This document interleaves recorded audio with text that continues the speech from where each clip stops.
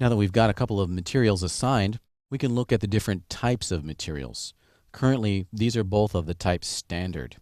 So if I select this sample slot, this is my logo material, and you'll see next to it it says standard.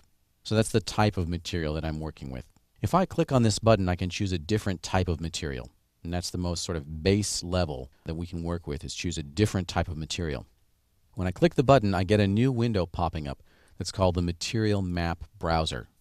And this is showing me two things. First of all, it's showing me all the possibilities I can choose from of all the different types of materials. And so it's listed here. It says materials. And then below here, it's got a section here that says scene materials. So this tells me what is currently in the scene. Okay, so I want to convert this standard material to something else. So I've got different options. For example, an architectural material. If I double click on that, now I've got a different material type. It's of the type architectural. And architectural materials are a little bit simpler to work with than the standard material type. And with architectural materials, I can choose a template.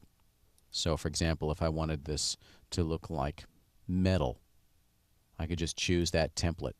And it's a little bit easier to see over here if I turn on the background in my sample slot. And so you can see I'm getting a little bit of a reflection there. So architectural materials work this way. You're supposed to choose a template, and then once that template's been chosen, you can go in and play around with things like the color. So I can give that a tint. So that's an architectural material. I'll click again so I can choose a different type of material. You'll notice that there is something here called a multi-sub-object material. And that one you might need to use sometimes when you want to assign more than one material to an object. Additionally, there are a couple other specialty ones like blend and composite. We're not going to be looking at those today, but those are useful when you need to combine multiple materials and sort of layer them together. Most of the time you are going to be using a standard material, so I'm going to reselect that and click OK. And now I'm back where I was, except you will notice that it's wiped out the colors that I chose before. So I just converted it from standard to architectural and then converted it back, and I did lose information in the process. So I can go back and choose a color. So that's one way to choose a material.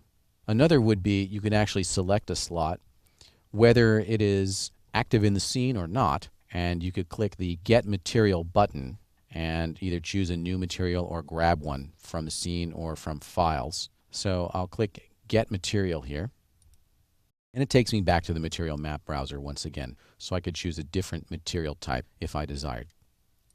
Again, most of the time you'll be using standard materials. If you get into lighting and shading with Mental Ray, you'll start looking at other fun stuff like Arch and Design materials, which are a little bit more advanced. But for now, we're going to stick with these standard materials.